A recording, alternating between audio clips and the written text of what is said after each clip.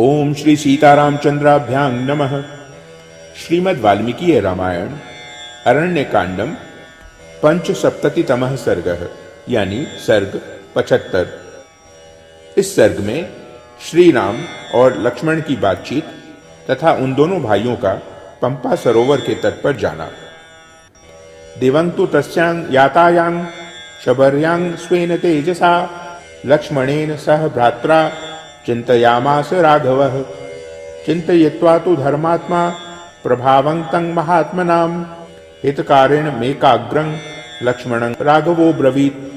अपने तेज से प्रकाशित होने वाली शबरी के दिव्य लोक में चले जाने पर भाई लक्ष्मण सहित धर्मात्मा श्री रघुनाथ जी ने उन महात्मा महर्षियों के प्रभाव का चिंतन किया। चिंतन करके अपने हित में संलग्न रहने वाले एकाग्र चित्त लक्ष्मण से श्री राम ने इस प्रकार कहा। दृष्टो मायाश्रमः सौम्य बृहवश्चर्यः कृतात्मनां विश्वस्त मृगशार्दूलो नाना विहग सेवितः। सौम्य, मैंने उन पुण्यात्मा महर्षियों का यह पवित्र आश्रम देखा। यहाँ बहुत सी आश्चर्यजनक बातें हैं। हरिण और बाघ एक दूसरे पर विश्वास करते हैं। नाना प्रकार के पक्षी इस आश्रम का सेवन करते हैं। सप्तानां च समुद्राणां तेषां तीर्थेषु लक्ष्मण उपस्पृष्टं च विधिवत् पितरश्चापि तर्पिताः। प्रणष्टं शुभं यन्नः कल्याणं समुपस्थितं तेन त्वेतत् प्रहृष्टं मे मनो लक्ष्मण संप्रति। लक्ष्मण, यहाँ जो सातों समुद्रों के जल से भरे हुए तीर्थ हैं उनमें हमने विधि पूर्वक स्नान तथा पितरों का तर्पण किया है। इससे हमारा सारा अशुभ नष्ट हो गया और अब हमारे कल्याण का समय उपस्थित हुआ है। सुमित्रा कुमार, इससे इस समय मेरे मन में अधिक प्रसन्नता हो रही है। हृदये मे नर व्याघ्र शुभमाविर्भविष्यति तदा गच्छ गमिष्यावः पंपांतां प्रिय दर्शनाम। नर श्रेष्ठ, अब मेरे हृदय में कोई शुभ संकल्प उठने वाला है, इसलिए आओ अब हम दोनों परम सुंदर पंपा सरोवर के तट पर चलें। ऋष्यमूको गिरिर्यत्र नाति दूरे प्रकाशते यस्मिन् वसति धर्मात्मा सुग्रीवोंशुमतः सुतः। वहां से थोड़ी ही दूर पर वह ऋष्यमुख पर्वत शोभा पाता है जिस पर सूर्यपुत्र धर्मात्मा सुग्रीव निवास करते हैं।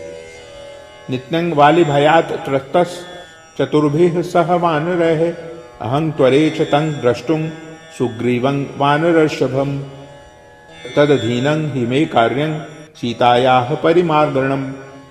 वाली के भय से सदा डरे रहने के कारण वे 4 वानरों के साथ उस पर्वत पर रहते हैं। मैं वानर श्रेष्ठ सुग्रीव से मिलने के लिए उतावला हो रहा हूँ क्योंकि सीता के अन्वेषण का कार्य उन्हीं के अधीन है। इति ब्रुवाणं तं वीरं सौमित्री हृदं ब्रवीत गच्छावस्त्वरितं तत्र ममापि त्वरते मनः। इस प्रकार की बातें कहते हुए वीर श्री राम से सुमित्रा कुमार लक्ष्मण ने यूं कहा। भैया, हम दोनों को शीघ्र ही वहां चलना चाहिए। मेरा मन भी चलने के लिए उतावला हो रहा है। आश्रमात्तु ततस्तस्मान् निष्क्रम्य सविशाम्पतिः आजगाम ततः पंपां लक्ष्मणेन सह प्रभुः समीक्षमाणः पुष्पाढ्यं सर्वतो विपुलद्रुमम्। तदनंतर प्रजापालक भगवान श्री राम लक्ष्मण के साथ उस आश्रम से निकलकर सब ओर फूलों से लदे हुए नाना प्रकार के वृक्षों की शोभा निहारते हुए पंपा सरोवर के तट पर आए। कोयष्टिभिश्चारुजुनकैः शतपत्रैश्च कीरकैः एतश्चान्यैश्च बहुभिर्नादितं तद् वनं महत्। वह विशाल वन टिट्टिभों, मोरों, कठफोड़वों, तोतों तथा अन्य बहुत से पक्षियों के कलरवों से गूंज रहा था। स रामो विविधान वृक्षान सरांसि विविधानि च पश्यन् कामाभिसंतप्तो जगाम परमं हृदम। श्री राम के मन में सीता जी से मिलने की तीव्र लालसा जाग उठी थी। इससे संतप्त हो वे नाना प्रकार के वृक्षों और भांति भांति के सरोवरों की शोभा देखते हुए उस उत्तम जलाशय के पास गए। स तामासाद्य वै रामो दूरात पानीय वाहिनीं मतंग सरसंग नाम हृदंग समवगाहत। पंपा नाम से प्रसिद्ध वह सरोवर पीने योग्य स्वच्छ जल बहाने वाला था। श्री राम दूर देश से चलकर उसके तट पर आकर उन्होंने मतंग सरस नामक कुंड में स्नान किया। तत्र जगमतुर्व्यग्रो राघवो हि समाहितो सतुशोक समाविष्टो रामो दशरथात्मजः विवेश नलिनीं रम्यांग पंकजैश्च समावृताम। वे दोनों रघुवंशी वीर वहां शांत और एकाग्र चित्त होकर पहुंचे थे। सीता के शोक से व्याकुल हुए दशरथ नंदन श्री राम ने उस रमणीय पुष्करिणी पंपा में प्रवेश किया जो कमलों से व्याप्त थी।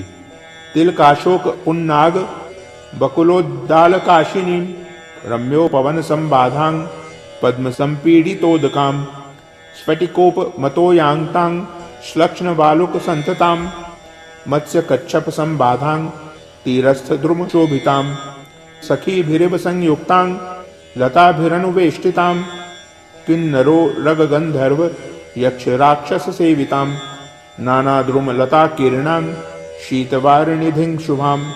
उसके तट पर तिलक, अशोक, नाग केसर, वकुल तथा लिसोड़े के वृक्ष उसकी शोभा बढ़ा रहे थे। भांति भांति के रमणीय उपवनों से वह घिरी हुई थी। उसका जल कमल पुष्पों से आच्छादित था और स्फटिक मणि के समान स्वच्छ दिखाई देता था। जल के नीचे स्वच्छ बालुका फैली हुई थी। मत्स्य और कच्छप उसमें भरे हुए थे। तटवर्ती वृक्ष उसकी शोभा बढ़ाते थे। सब ओर लताओं द्वारा आविष्टित होने के कारण वह सखियों से संयुक्त सी प्रतीत होती थी। किन्नर, नाग, गंधर्व, यक्ष और राक्षस उसका सेवन करते थे। भांति भांति के वृक्ष और लताओं से व्याप्त हुई पंपा शीतल जल की सुंदर निधि प्रतीत होती थी। पद्म सौगंधि कैस्ताम्रांग शुक्लांग कुमुदमंडलैः नीलांग कुवलयोद्घाटैर बहुवर्णांग कुथामिव। अरुण कमलों से वह ताम्र वर्ण की, कुमुद कुसुमों के समूह से शुक्ल वर्ण की तथा नील कमलों के समुदाय से नील वर्ण की दिखाई देने के कारण बहुरंगे कालीन के समान शोभा पाती थी। अरविंदोत्पलवतीं पद्म सौगंधिकायुतां पुष्पिताम्र वनोपेतांग बर्हिणोदघुष्टनादिताम। उस पुष्करणी में अरविंद और उत्पल खिले थे। पद्म और सौगंधिक जाति के पुष्प शोभा पाते थे। मोर लगी हुई अमराइयों से वह घिरी हुई थी तथा मयूरों के केकानाद वहां गूंज रहे थे। शतांग दृष्ट्वा ततः पंपांग रामः सौमित्रिणा सह विललाप च तेजस्वी रामो दशरथात्मजः। सुमित्रा कुमार लक्ष्मण सहित श्री राम ने जब उस मनोहर पंपा को देखा तब उनके हृदय में सीता की वियोग व्यथा उद्विप्त हो उठी। अतः वे तेजस्वी दशरथ नंदन श्री राम वहां विलाप करने लगे। तिलकैर बीज पूरैश्च वटैः शुक्ल द्रुमैस्तथा पुष्पितैः करवीरैश्च पुन्नागैश्च सुपुष्पितैः मालती कुंद गुल्मैश्च भंडीरैर्निचुलैस्तथा अशोकैः सप्तपर्णैश्च कतकैरतिमुक्तकैः अन्यैश्च विविधैर्वृक्षैः प्रमदामिव शोभिताम् अस्यास्तीरे तु पूर्वोक्तः पर्वतो धातुमण्डितः ऋष्यमूक इति ख्यासस् चित्रपुष्पितपादपः। तिलक, बिजौरा, वट, लोध, खिले हुए करवीर, पुष्पित नाग केसर, मालती, कुंद, झाड़ी, भंडीर यानी बरगद, वंजुल, अशोक, चितवन, कतक, माधवी लता तथा अन्य नाना प्रकार के वृक्षों से सुशोभित हुई पंपा भांति भांति की वस्त्रभूषाओं से सजी हुई युवती के समान जान पड़ती थी। उसी के तट पर विविध धातुओं से मंडित पूर्वोक्त ऋष्यमुख नाम से विख्यात पर्वत सुशोभित था। उसके ऊपर फूलों से भरे हुए विचित्र वृक्ष शोभा दे रहे थे। हरिर ऋक्ष रजो नाम्नः पुत्रस्तस्य महात्मनः अध्यास्ते तु महावीर्यः सुग्रीव इति विश्रुतः। ऋक्ष रजा नामक महात्मा वानर के पुत्र कपिश्रेष्ठ महापराक्रमी सुग्रीव वहीं निवास करते थे। सुग्रीव मभिगच्छ त्वं वानरेन्द्रं नरर्षभ इत्युवाच पुनर्वाक्यं लक्ष्मणं सत्यविक्रमः कथं मया विना सीतां शक्यं लक्ष्मण जीवितुम। उस समय सत्य पराक्रमी श्री राम ने पुनः लक्ष्मण से कहा, नरश्रेष्ठ लक्ष्मण, तुम वानर राज सुग्रीव के पास चलो, मैं सीता के बिना कैसे जीवित रह सकता हूँ। इत्येव मुक्त्वा मदनाभिपीडितः स लक्ष्मणं वाक्यं नन्यचेतनः विवेश पंपांग नलिनी मनोरमांग तमुत्तमं शोकमुदीरयाणः। ऐसा कहकर सीता के दर्शन की कामना से पीड़ित तथा उनके प्रति अनन्य अनुराग रखने वाले श्री राम उस महान शोक को प्रकट करते हुए उस मनोरम पुष्करिणी पंपा में उतरे। क्रमेण गत्वा प्रविलोकयन् वनं ददर्श पंपांग शुभदर्शकाननाम अनेक नाना विध पक्षी संकुलांग विवेश रामः सह लक्ष्मणेन। वन की शोभा देखते हुए क्रमशः वहां जाकर लक्ष्मण सहित श्री राम ने पंपा को देखा। उसके समीपवर्ती कानन बड़े सुंदर और दर्शनीय थे। अनेक प्रकार के झुंड पक्षी वहां सब ओर भरे हुए थे। भाई सहित श्री रघुनाथ जी ने पंपा के जल में प्रवेश किया।